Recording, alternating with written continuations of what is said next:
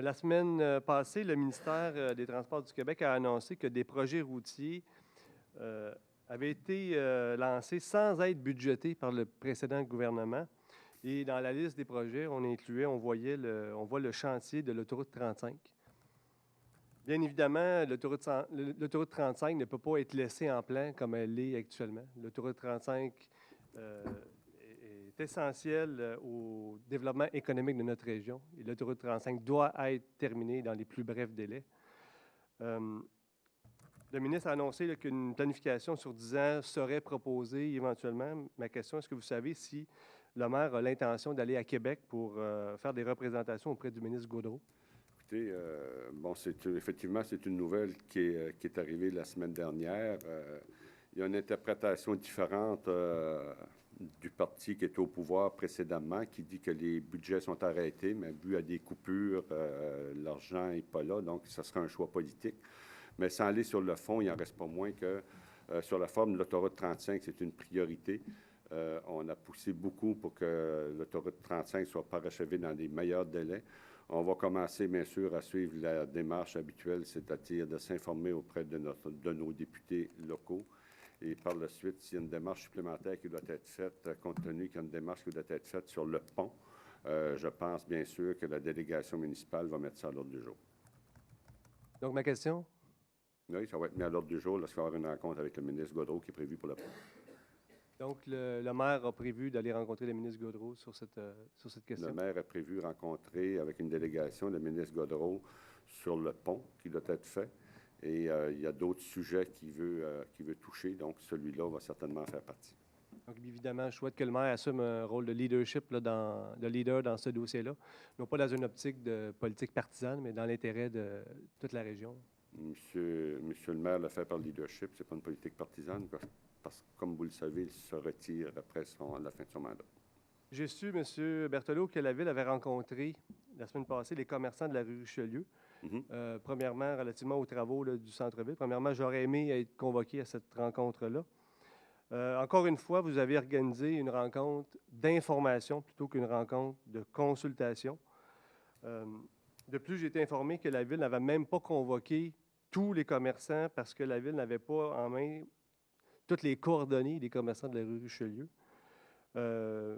Berthelot, pourquoi une véritable consultation sur l'aménagement de la rue Richelieu et l'aménagement des entrées nord et sud du centre-ville?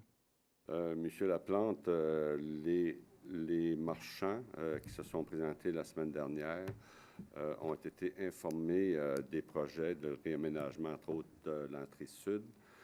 Cette rencontre s'est tenue à leur très grande satisfaction, alors je ne vois pas où est le problème. M. Berthelot, ce n'est pas ce que j'ai entendu. Vous ne pouvez pas... Il semble que vous et moi, on entend des choses différentes. Vous ne pouvez pas débuter des travaux aussi importants sans consulter les citoyens. Si vous avez fait, M. Berthelot, une véritable consultation, vous sauriez que les commerçants sont contre l'aménagement du square du 22e régiment dans l'entrée sud. Vous sauriez aussi que les commerçants sont contre la diminution ou l'éloignement des cases de stationnement. Le stationnement au centre-ville, c'est primordial pour le développement commercial. Vous sauriez aussi que les commerçants sont contre l'installation d'orodateurs dans nos stationnements publics. Ils ont eu l'occasion de le mentionner la semaine dernière et ce n'est pas sorti comme des enjeux vitaux. Est-ce que vous avez un échéancier précis sur la séquence et la durée des travaux? Les travaux, oui, vont être publiés très prochainement.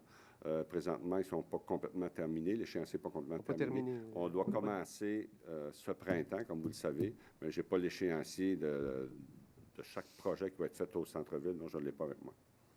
M. Berthelot, malheureusement, encore une fois, comme dans le dossier du pont, ça sent l'improvisation. C'est vous qui le dites, c'est votre vocabulaire. Dernier point, j'ai également su, M. Berthelot, que le maire, avec le directeur général, le directeur du service d'urbanisme, peut-être d'autres personnes, avaient rencontré les fonctionnaires du ministère de l'Environnement et des Affaires municipales relativement à votre plan de conservation. Donc, nous savions que l'ancien gouvernement ne voulait pas adopter le projet de loi privé proposé par la municipalité. Le directeur général nous a annoncé récemment, ici en public, que le projet de loi privé avait été modifié et que les discussions étaient très positives avec les fonctionnaires provinciaux. Est-ce que vous avez l'assurance aujourd'hui que votre projet de loi va être adopté par le gouvernement actuel? Je ne peux pas prévoir ce que l'Assemblée nationale va prendre comme décision. Elle a dit qu'il va être adopté.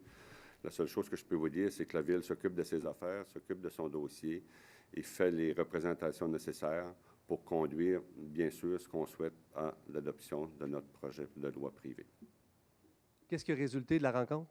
Alors, ça, écoutez, c'est une rencontre qui est confidentielle pour l'instant, donc les pourparlers se poursuivent. Donc, vous ne savez pas si les échos sont positifs ou négatifs par rapport à notre projet de loi privée? Non. Vous n'avez aucune idée? Est-ce que Non, la directrice générale adjointe aurait l'information?